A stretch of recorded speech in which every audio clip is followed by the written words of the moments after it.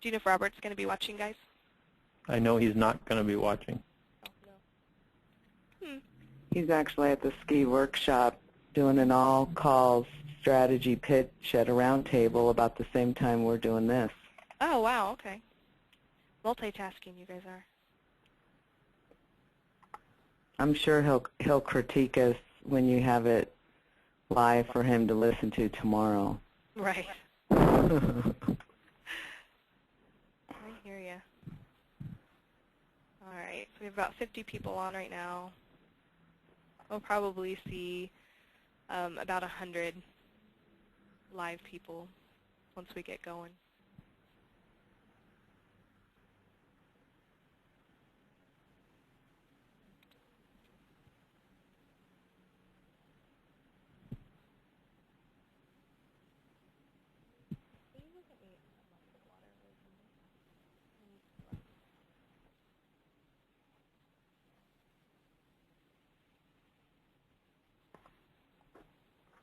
We got about a minute, guys. Any other questions? Are you feeling confident?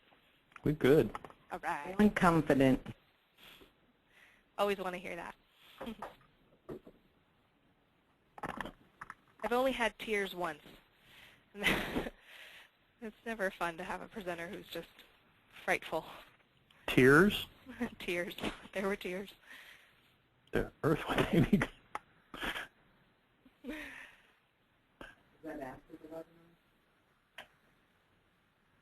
The beginning, it was dry run, and then before we logged on, she pulled it together. You would never know she was nervous. It was a great webinar, but man, it was rough getting going.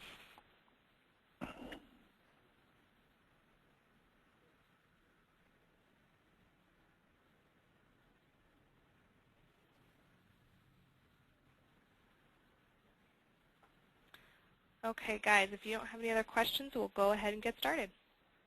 We're good. Let's go. Do you need a pen?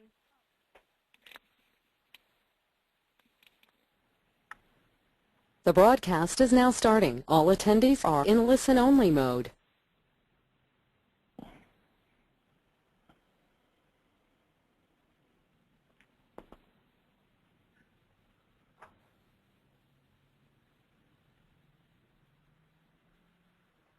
Good morning. I'm Rebecca Morse, Circulation and Social Media Manager here at Minico Publishing.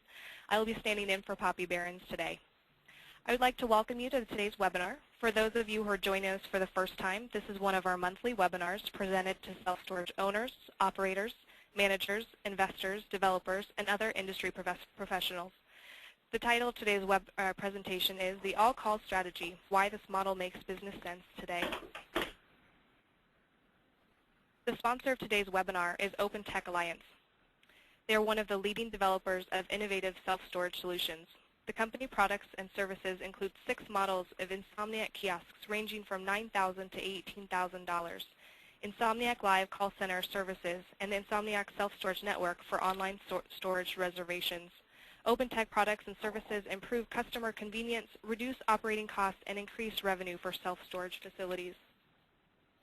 Today's presenters are Cynthia Abraham and Larry Rolando. Cynthia is Vice President at OpenTech Alliance.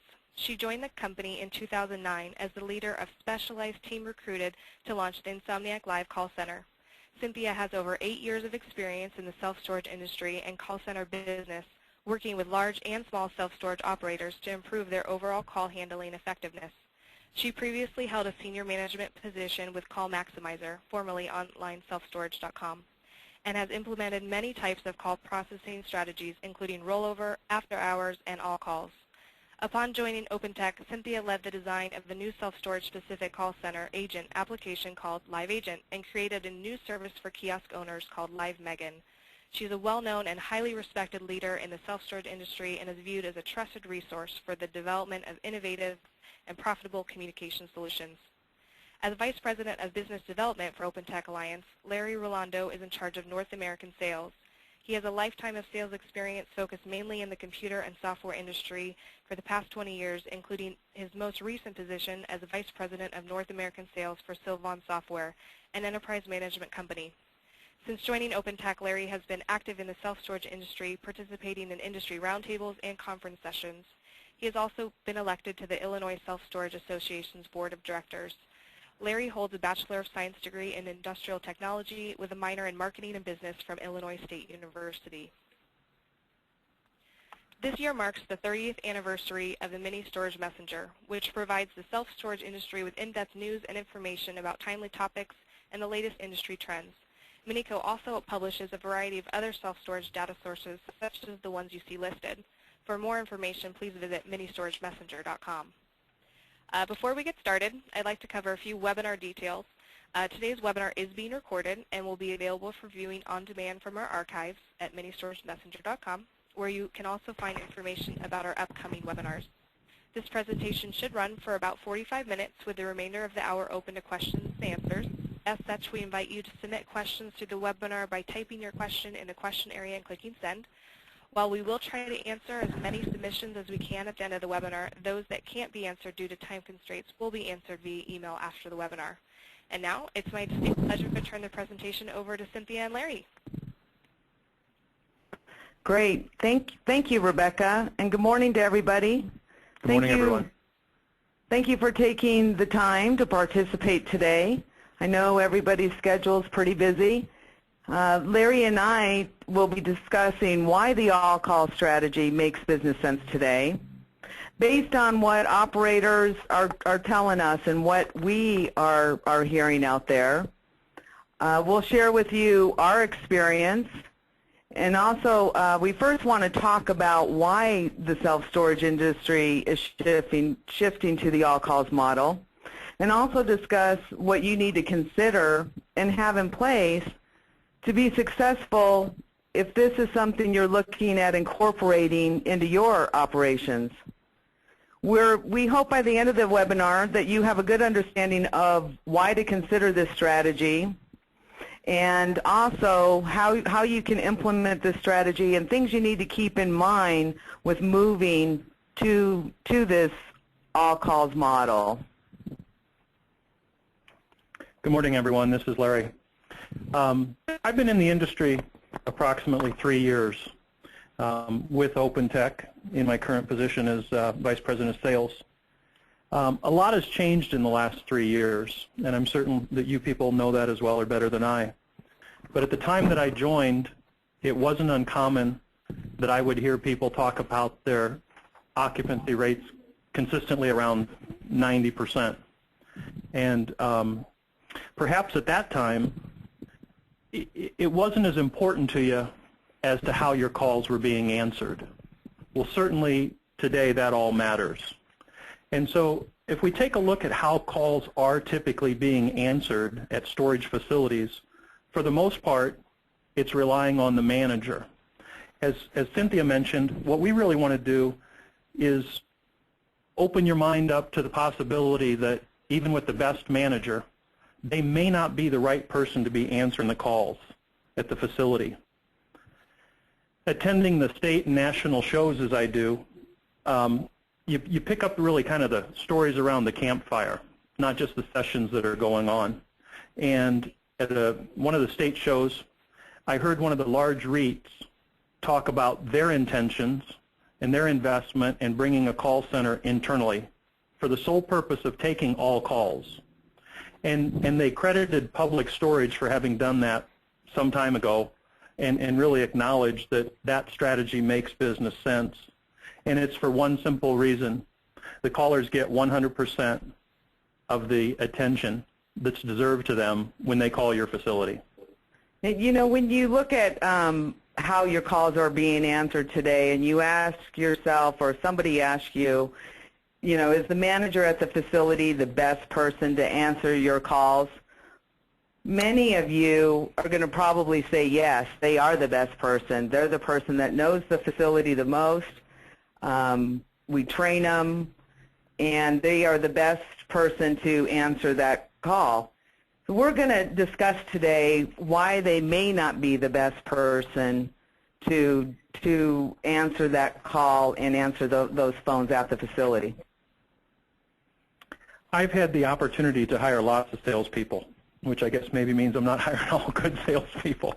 But when you go look at a good salesperson, the reality is they may not be good at details or some of the tasks.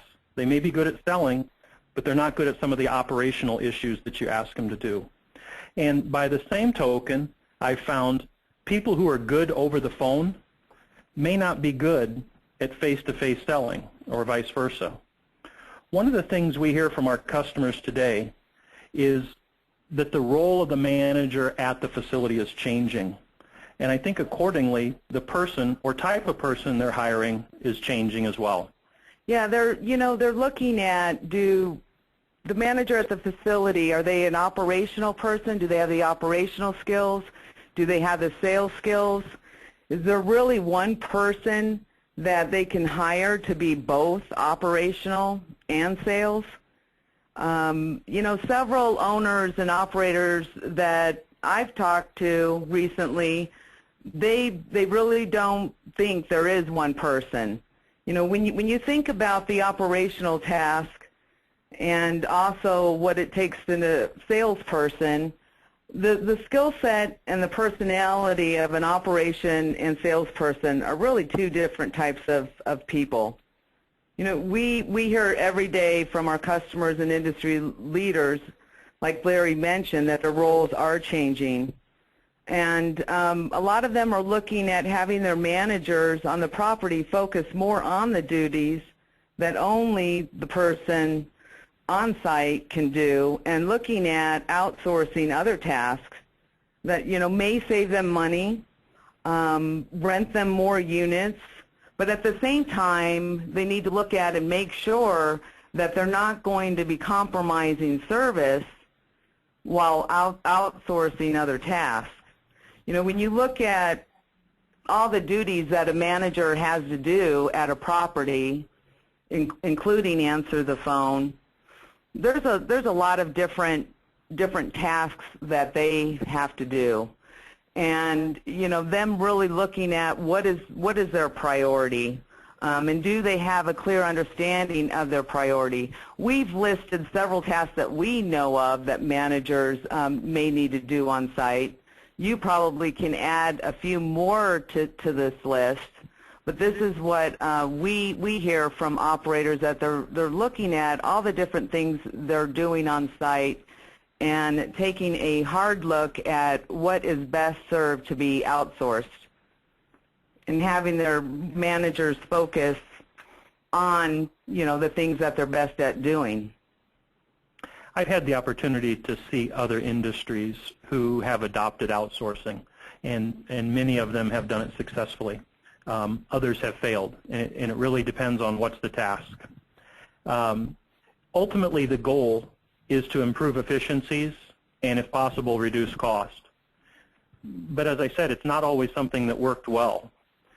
The key, I think, to identifying what can be outsourced is to really identify which tasks make business sense. Cynthia just talked about how a facility manager is clearly the one, if not only person, who can do many of the operational things around the facility. So what we've done on this slide is try to put something together to help you identify what would the checklist of things be that could be outsourced, with the intention of asking, is rolling calls to the facility over to a call center something that makes business sense?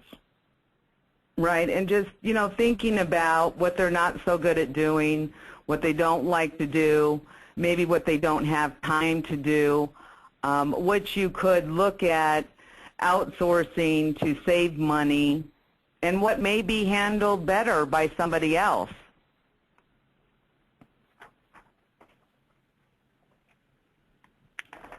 Can we back that slide up? Oh, sure. Let me go back. Since working with Cynthia, I've actually come to realize one thing that's a reality for people who are working at the counter at the facility, and that is what we refer to as the great conundrum. If a person is with somebody at the counter and the phone rings, what do? What is it you train your managers to do? So I'm going to pop up a little poll here quickly, ask for some audience participation. We have real good attendance today on the webinar, so I'd like to see what the results are here. But the question is simple. If you have a new customer renting from you at the counter and the phone rings, what is it you train your manager to do? And the answers that follow, I ask that you only pick one answer. So do you ask the person at the counter to hold and answer the call? Do you let that call roll over to voicemail, which is always scary? Do you let the call roll over to a call center, for those of you who already have call centers in place? Or do you take the call briefly, get the name and number of the caller, and then call them back later? And each of them have their advantages. Each of them have their perils. Certainly if you ask the person at the counter to hold, there's a certain degree of frustration that they must experience. If the caller goes to voicemail, the biggest fear we have is they don't leave a message. And they think, well, I'm going to call the next facility and the yellow pages are off the internet, or that they drove by. So it really is what I've come to realize, and internally we coined the great conundrum. Yeah, and you know, I do speak to a lot of facility managers and have the opportunity to visit a lot of facilities. And when I ask them the question, you know, what do they do if they have somebody at the counter and the phone rings? A lot of times they do have a different answer. So I think it is something important to make sure that your managers understand what your expectations are and how they should handle those different types of situations as well. Or what training they've had for what process they have in place for this situation. Okay, let's go ahead and pop up the poll results and see what we got.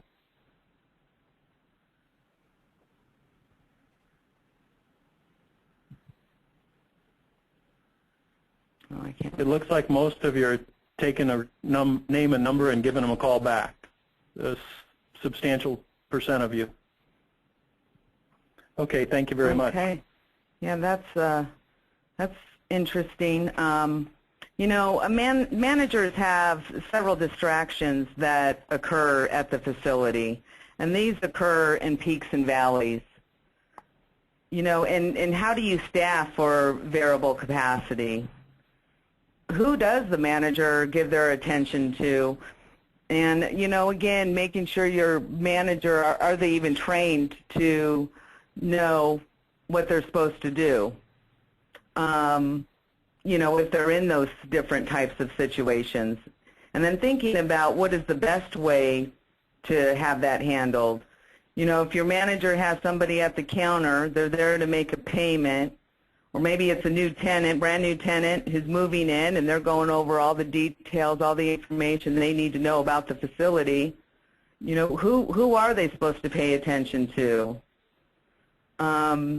You know, and the interesting thing, I've visited several facilities, and when I've walked into the office, you know, the manager may have been quiet for the last hour. As soon as I walk in, then other things are going on. The phone's ringing, maybe a customer comes in.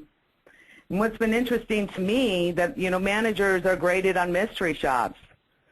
You know, when that call comes in, however, they're not necessarily able to focus on that phone when that phone rings because they have these other distractions going on. You know, one of the things that we didn't even talk about is how do you deal with the fact if there's somebody on the property that you're with, or somebody at the counter and the phone rings. So there's still that scenario as well. Right. You know, thus far we've looked at really the challenges facing the manager at the facility, and perhaps why they may not be the best suited person to answer those incoming calls. We'd like to maybe shift here a little bit if you are using or considering using a call center as to why the all calls model might make business sense. You know, for the self-storage owners that we talk to, as many of you know, occupancy is not in the 90% range, and every rental matters now more than it ever did before. It doesn't mean that rentals weren't important before, but now with occupancies down, owners and operators are really looking at ways that they can reduce their cost, reduce their expense. The biggest expense that I hear from operators is staffing. But they need to look at this and make sure that they're not compromising service, because they do need to raise their occupancy. They need to make sure their phones are being answered and being answered by the right person. You know, extending their hours is always good, making sure that their phones are answered. It's very expensive to add staff to make sure those phones are answered. It's frankly cost prohibitive. Right, exactly.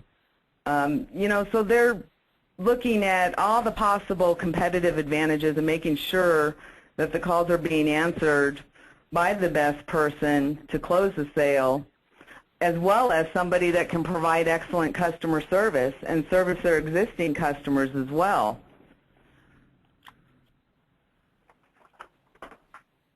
Let me briefly go over, for those of you that are not familiar with call center services, and just give you a brief description about the different services call centers offer.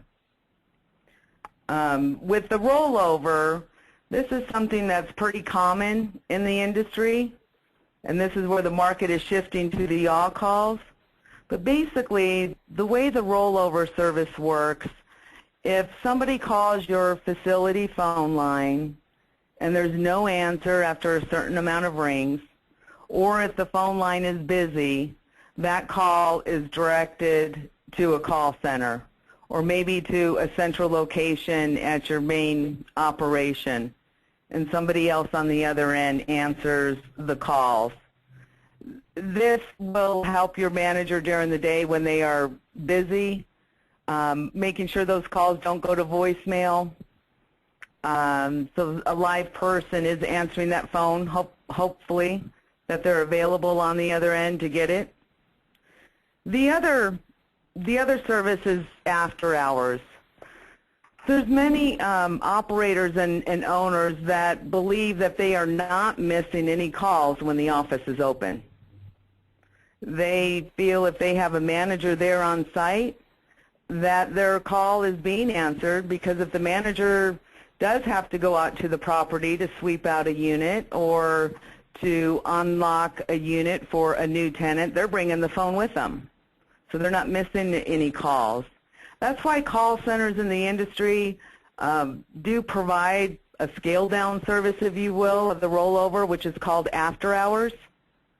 And that basically is where the manager at the property, when they leave for the day to close their office, they manually will forward that facility phone to a phone number to go somewhere else to the call center. And then when they come in the morning, they will on-forward the call, so then all the calls are right there at the facility while they're open during the day.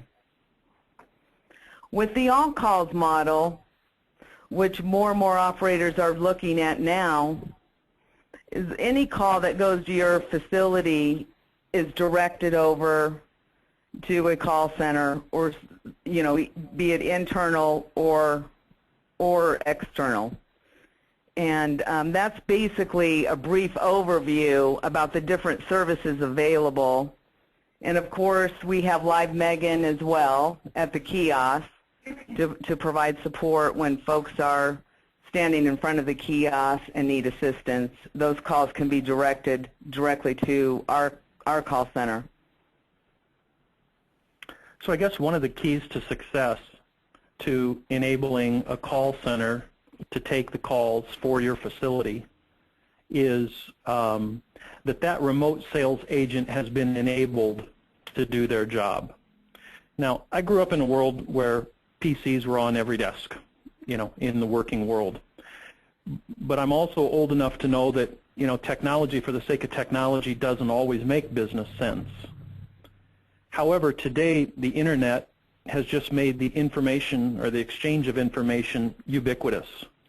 So from our perspective, what we can do today that we couldn't have done too many years ago was actually have real-time connectivity to property management systems, so that the rental rates, if you change them in your property management system this afternoon, the call center agents are able to quote those rates and inventory availability. The advances in phone technology, actually just in the last 3 to 5 years, has been phenomenal. And that's important, enabling our call center to be able to route a call back to the manager, if that makes business sense. And I think Cynthia probably has some examples of that she can cover off on. Yeah, exactly. The other thing that has really changed in call centers within the last few years is call center software. Most of you probably think about how your property management system is the system of record, where the account information, the unit, inventory, pricing information all exists. From a call center agent's perspective, they view the world a little differently. So the application that we've developed, which we credit Cynthia for the design and incorporating some of the best practices, really does a few things that are very important. It has a consistent call flow. This consistent process ensures each time that that renter or potential customer goes through the process and they're fully informed, the information is gathered, and even if it doesn't go to a reservation, information is captured. So the best practices that have been developed inside this application software technology is so critical, and even as we've shown it to people, they've said, I'd like to have that for my manager at the counter, just for that consistent process. Yeah, exactly, because it definitely is a tool that enables that person answering the phone to be successful. They need to have information at their fingertips. They need to have the real-time inventory, current tenant information, and I have had discussions with several operators who were looking, some still are, at running their own internal call center.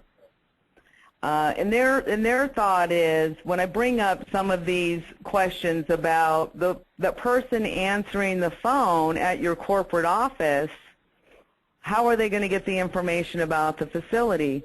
Property management systems have come a long way too, to where they have the home offices where you can log in, you know, and get a particular facility's information. And their thought is that, you know, they have a login for every facility to where they can get that information or process a payment for them.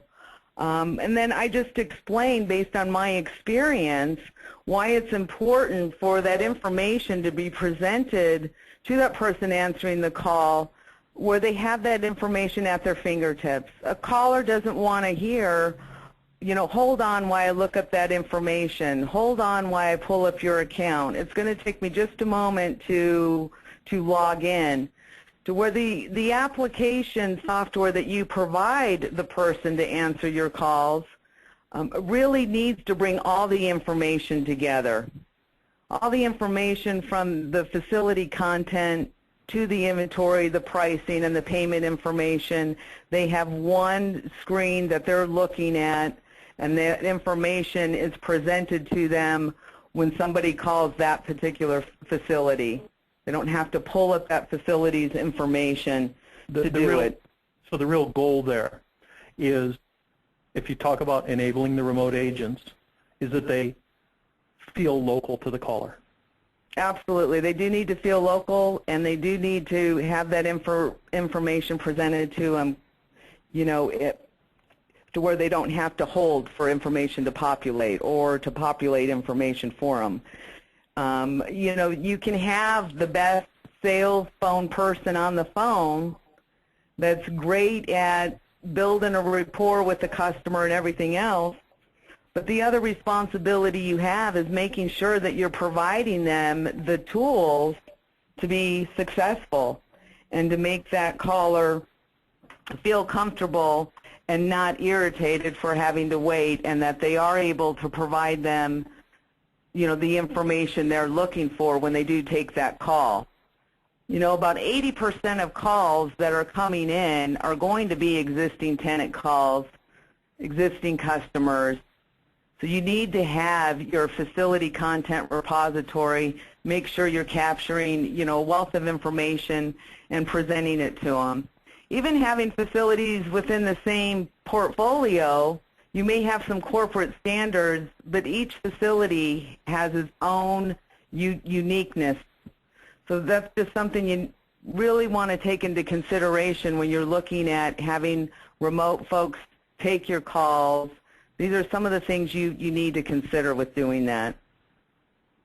Now, to continue on with enabling the remote sales agents, I want to talk a little bit about the setup and the customization, you know, of doing that. You have to, like Larry mentioned, the agent needs to sound local to the caller. You need to take the time to make sure that the agent has the information they need. You need to work closely with the on-site facility manager and also make that facility manager involved in the process to make sure, for one, that they're on board, because many of you, I think we all know, that if your facility manager isn't on board with something you're trying to implement or execute, they can really make it or break it. So it's important to have them understand why the facility is going in one direction, and making sure they know that the remote agent is really there to be their assistant, you know, to help them taking payments, renting units, let them focus on things that only they can do on site. And, you know, the agent has to have information. As far, you know, somebody asks where are you located, they need to be able to tell them, oh, we're right on the corner of and right across the street from Target. You know, to make it seamless to the caller where they don't have to look at a map or refer it back to the manager. And, you know, with the training of the manager and having that remote sales agent take that call, that sales agent has to have continuous training. You may have the best person on the phone and think, gosh, I don't need to worry about that person, they're great. But I will tell you, based on my experience over the years, and specifically in the self-storage industry, agents that are taking phone calls need to be trained on a continuous basis. Even your best agents, they can get into a rut as well. You know, to be successful, call center agents, they need ongoing training. They need the audits. They need to listen to their own calls. You know, reveal and identify areas for improvement on their own, as well as with, you know, their coach or their supervisor. I didn't mention this on that technology slide, but every call is recorded. Notes are attached and provided for the manager. So even the call center agent has an easy way to go back and listen to their calls and critique and review themselves. So it facilitates training in a real world rather than a mock scenario. Right, exactly. The way that, based on my experience, you know, providing call center services for the self-storage industry and training agents over the phone, what we implemented here, which I highly recommend if you're looking at doing this, you know, internally, that person answering the phone, make sure that they get a copy of the call note that they're sending out to the facility manager. Make sure that recorded call is there so they can easily listen to their own calls on their own, as well as that once a week with their coach or their supervisor to go over it and to continuously improve over time. And that's a good practice whether you have a call center or not, just good training for the owners with the facility managers. Go ahead and review some of those calls and critique them on that, whether using a call center or not, just making the facility manager better as well. Right, exactly. And you know, that's one of the things with technology. You know, we record every single call. Well, now these voice files are so small, you're able to do that and keep them in an archive forever. You know, there was a time when it did take up a lot of space, and it was difficult to send them via email even. But there really isn't a problem with that anymore with the advances in technology, and that does help facilitate training. Of course, I want to talk a little bit about what's different about Insomniac Live. I've already mentioned several different things. One of them, taking the messages for the managers. We will send that contact note with the actual call recording. So the manager has that call recording at their fingertips, and this also helps facilitate manager buy-in with the strategy that you as an owner or operator are going to. It gives them comfort when they can listen to that call and how their calls are being answered. Because many managers out there, they do treat their property as if it was their own and take full ownership of it. So it gives them comfort knowing that their customers are being handled in a professional manner by friendly people, and they are able to service their needs. With launching Insomniac Live since August 1st of last year, that has been the biggest positive that I have received back from managers, especially managers that have had other call centers as services. They really like the fact that they have that actual call. It helps them if a customer comes in and states, I just spoke to Cynthia and she told me that you would rent me a 10 by 20 for the next 6 months at only $20 a month, and they're thinking, what the heck is Cynthia doing over there? Well, now they have at their fingertips that actual recorded call. They don't need to log in and look for it. They don't need to call their area manager to contact the service to have it sent to them to review, saving them time, saving the area manager time, also saving the call center operations time. I know that with launching Insomniac Live, it definitely has saved my management and me a lot of time just putting all the information out there, having them have the recorded call. Our day is not interrupted with retrieving recorded calls or asking, well, what exactly happened on this call? Why did you do this?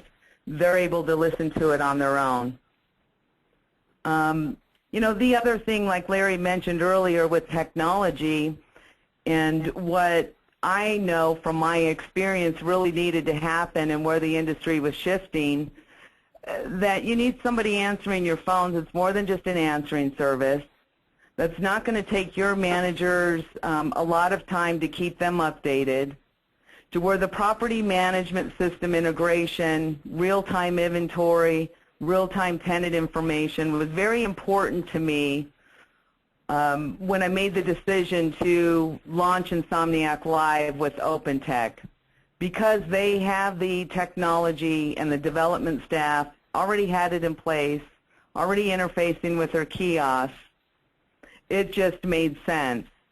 I looked at that to where I can take call center services to another level and it not costing a lot of money to do so, and continue to pass that savings on to facility owners and operators, because we have the development staff, we have the technology already doing that, because it is a very costly expense to be integrated with that. But I didn't want to do it any other way. I wanted real-time tenant information, balanced information.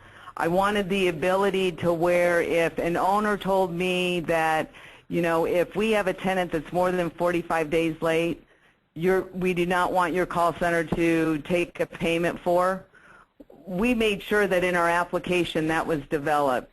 Our agents are not able to process that payment.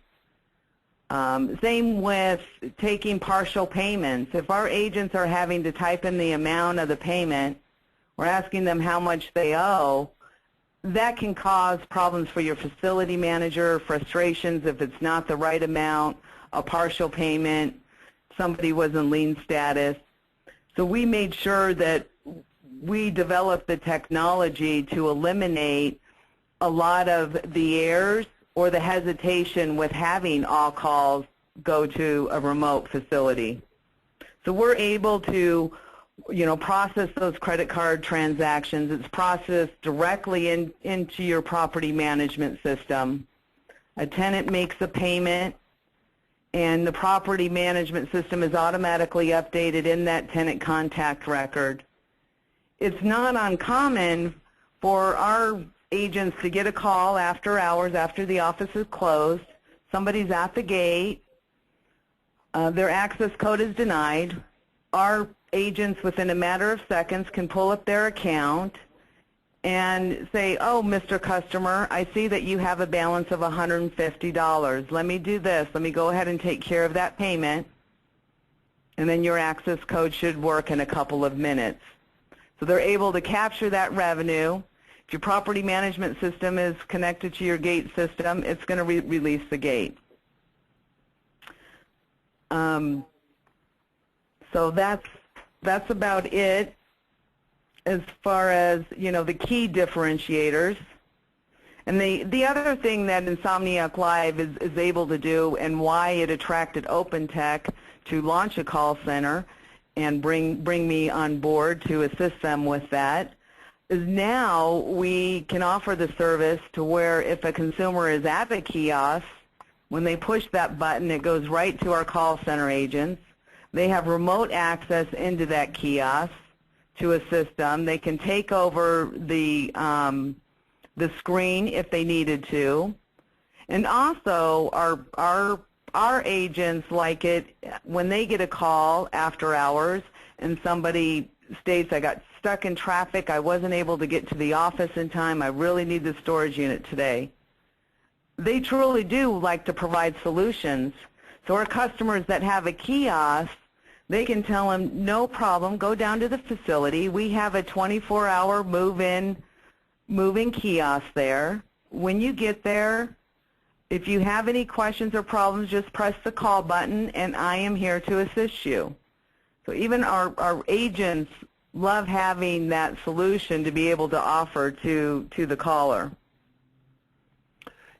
If we take a look at the thought of improving customer service through the call center, when we first began to investigate a call center for OpenTech, as you can imagine, we surveyed our customer base, specifically, of course, those who were using a call center. And I was just shocked at the feedback that we got. When we asked what was working and what wasn't working, the number of people that said their calls who had call centers weren't getting answered was just amazing. And the other common thread we heard was that it seemed that the quality of the calls degraded over time. So I'm empathetic or sympathetic to any of you who might be reluctant to relinquish control to a call center. But if you've put these best practices in place, hopefully what we can do, and I think we can demonstrate, is that we can actually improve the customer service or the customer satisfaction levels while at the same time reducing cost, which is we're going to address the cost later. So I would understand any apprehension that you have. Yeah, and the all calls model is successful when the call center, the remote agents are staffed. You cannot have a call with long wait times or any wait times at all. You need to staff to where you have an agent ready to take that next call when it comes in.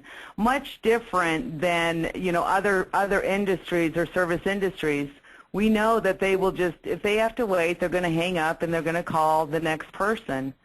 So staffing is very, very critical. And when the person answering the phone is prepared and armed with the tools and technology to service the caller, whether it's a new sales opportunity or an existing tenant, this is what makes the all calls model successful.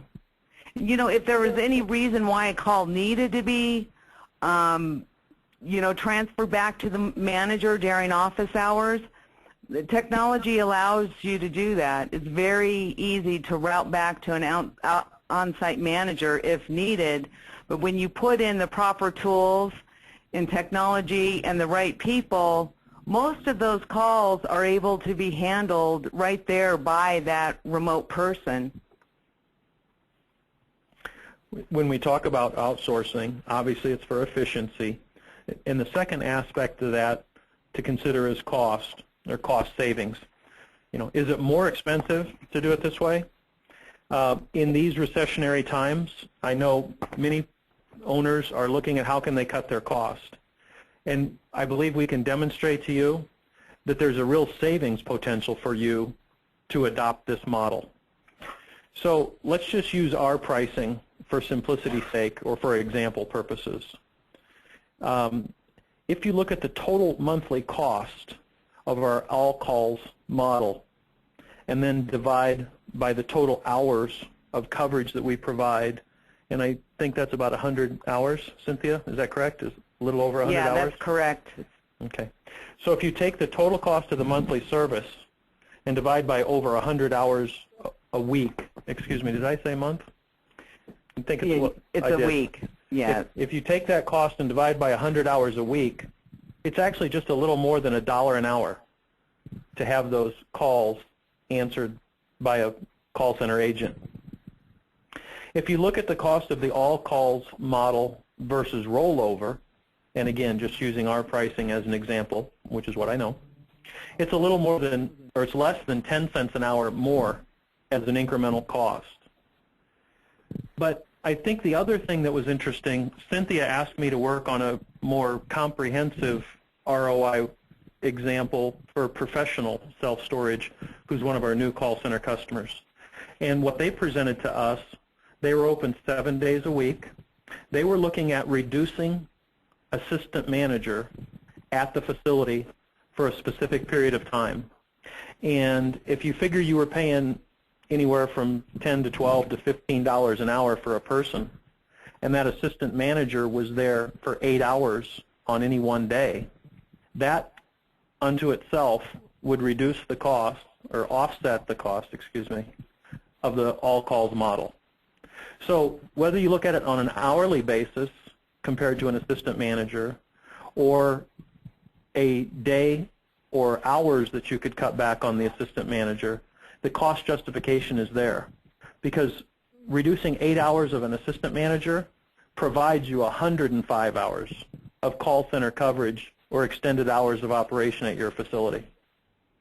Right, and you know, and a lot of times the owners and operators really start looking at their office hours, look at when they're busiest, when they're not so busy, and you know, maybe not close for a complete day, but looking at where can they open an hour later or close an hour earlier. Do they really need to be open on Sunday for 7 or 9 hours? You know, can they reduce that time, as well as, you know, maybe replacing an assistant manager or reducing staffing hours to help reduce their calls. You know, when I've been approached by several operators out there looking at doing their own call center, and I can tell you firsthand, operating a call center is not easy. You know, there are several upfront costs. You know, not only is it not easy, it's also not cheap. There's a lot of cost associated with it if you're going to do it right. There are several upfront costs and ongoing costs associated with the technology and the phone setup that you will need to run efficiently. You know, not to mention the management of the call center and the staffing of the call center, the hiring of the agents answering that phone. Running a call center is a completely different operation than running your facilities. When people look at what they can outsource in any business, it just makes sense to outsource functions that are not your core business or your core expertise, and also outsourcing things that are more cost efficient. So Larry's going to talk a little bit about what a call center doesn't do. This is my shameless plug for Kiosk, so I'll apologize in advance. I actually commandeered my way into this webinar just to get this plug in. No. So what Cynthia's alluding to is simple. The call center can't actually rent a unit. can't issue a gate code, can't get a signed lease, can't sell insurance to the person when they're at the property. It doesn't allow them to service drive-bys. You know, if the person's driving by the facility and they're ready to rent the unit, they can pull up and rent, as hopefully many of you know. Frankly, as I said, it's just something that the call center doesn't do. If you go back in 2008, we rented nearly 9,000 units. And last year, and I do have a white paper forthcoming, we rented over 12,000 units. And again, 50% of which occurred outside of normal office hours. But since our inception, we've really had a vision of how a call center and a kiosk can work together. And we realized that vision sometime last year. Frankly, what we've learned by having the call center in place has significantly helped to understand what that consumer is doing at the kiosk. And so I've asked Cynthia, although you mentioned it earlier, maybe just to take a little bit of a deep dive into how Live Megan works, how we've got the kiosk and call center working together. Right, like I mentioned, our agents absolutely love it when somebody's calling from the kiosk, that they're able to see exactly what they're doing there to provide any assistance. And you know, the user interface is pretty easy to do when somebody's doing a move-in, or maybe it's their first time using it. A lot of times they just need somebody to hold their hand. You know, everything is working fine. They just, you know, seen that call button, call for assistance, call for help. They may, you know, have a question. Will I be able to move in if I do this right now? We let them know they can. We'll stay on the phone while they complete the transaction. You can even take control of the kiosk. We can even take control of the kiosk through the call center. That is correct. And, you know, look at a lot of different things that are going on at the kiosk. If somebody states that they just put a $50 bill in there and it's not recognizing it, we can easily look at the cash report and see if a $50 bill was put into the kiosk. But we're really able to assist that consumer at the kiosk by having that remote access, having the information about how that kiosk is set up, so we can assist the consumer there. And the agents love having that solution when the office is closed, when somebody does need to rent a unit that night for whatever the reason may be. It's literally gotten to the point where with the call center agent in place, connected to the kiosk, all the person at the facility has to do is sign their name on the screen and dip their credit card. But let me make one thing perfectly clear. You don't need a kiosk in order to use our call center service. Yep. Thank you for mentioning that, Larry. Yep. We do have several customers that we're servicing in the call center that do have a kiosk. We have several kiosk customers out there that have their own internal call centers where we work with them to let them know how to empower their agents answering those phones to provide the same type of remote service we're doing at the kiosk, because we feel that's important. So we have, you know, we'll share with them documentation, training, and everything for their agents so they can provide the same service. As well as we have several customers in the call center that do not have a kiosk.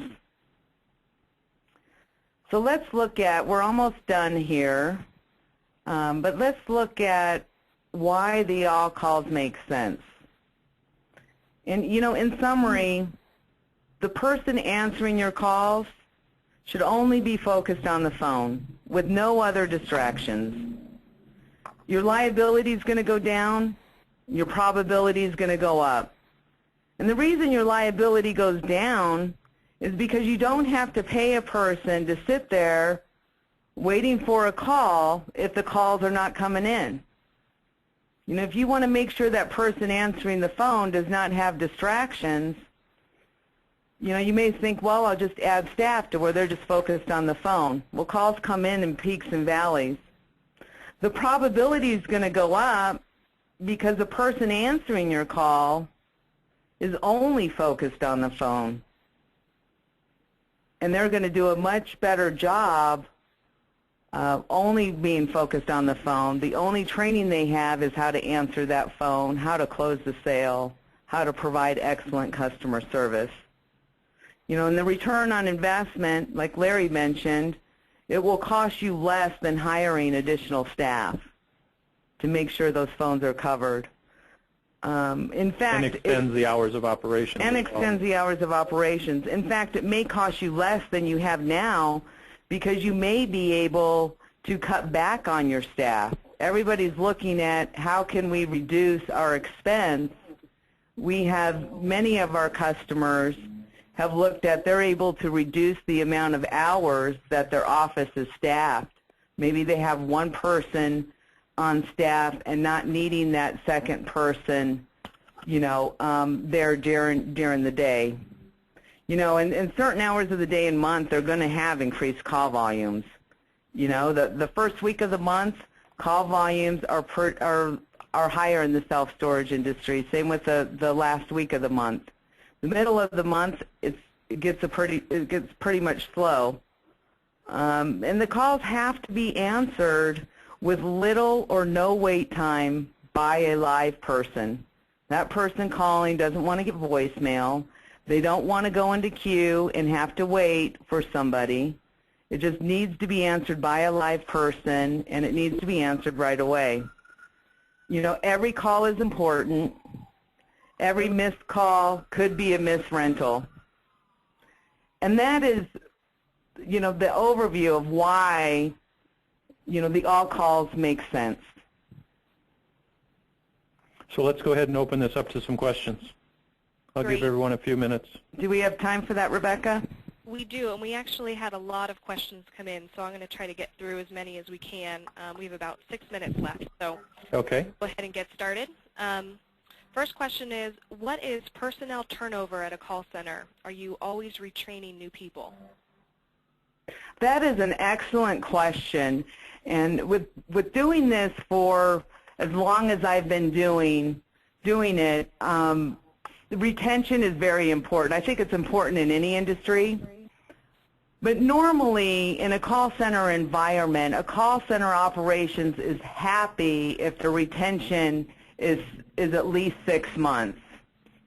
I am proud to say that when I run call center operation, I've had a track record of retention of 14 months.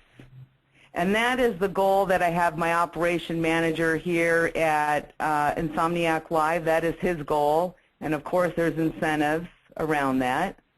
But there's different things that you can do to make sure that your retention is there. My feeling is, especially in the self-storage industry, after about 6 or 8 weeks, that's when that agent is really good on the phone. You don't want to lose them a couple months later. You need to look at what you can do to keep them there.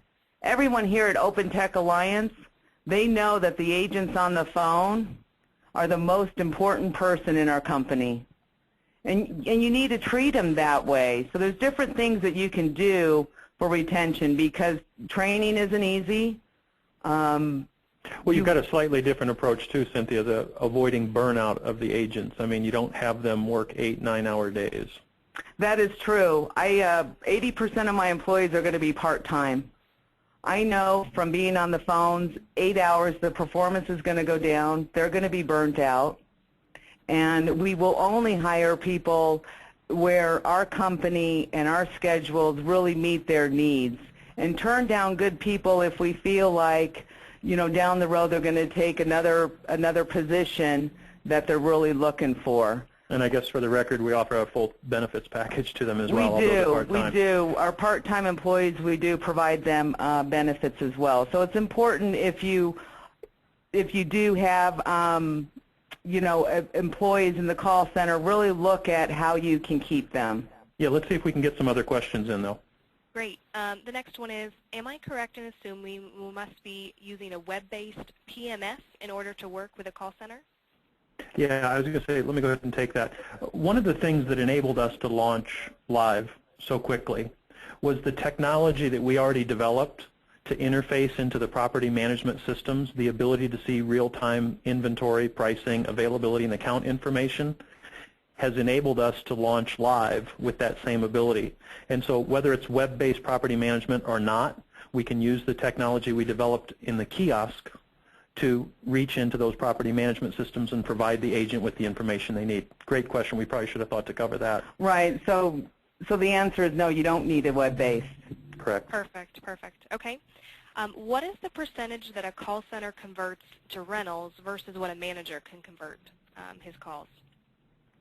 Don't know about the manager specifically. Yeah, I but don't Cynthia, know. Go ahead on the agent. You know, the tracking of the manager, and this is something that I speak to a lot of owners and operators about a lot, is how are the managers being tracked? A lot of times they're writing down a list of their own of who was a sales opportunity. So they're working on, you know, ways to really track that at the facility, because the manager can put down, you know, pretty much whatever they want, and looking at that to where, you know, they'll say, well, I had 80% conversion or 90% conversion, and maybe not counting those phone calls that they took. Didn't go well. That didn't go so well. So it's difficult to really track a true number. With the sales agents, you know, the converted rentals vary by call center, of course. Our going rate right now, and you have to look at it not just in 30 days, but go like six weeks back.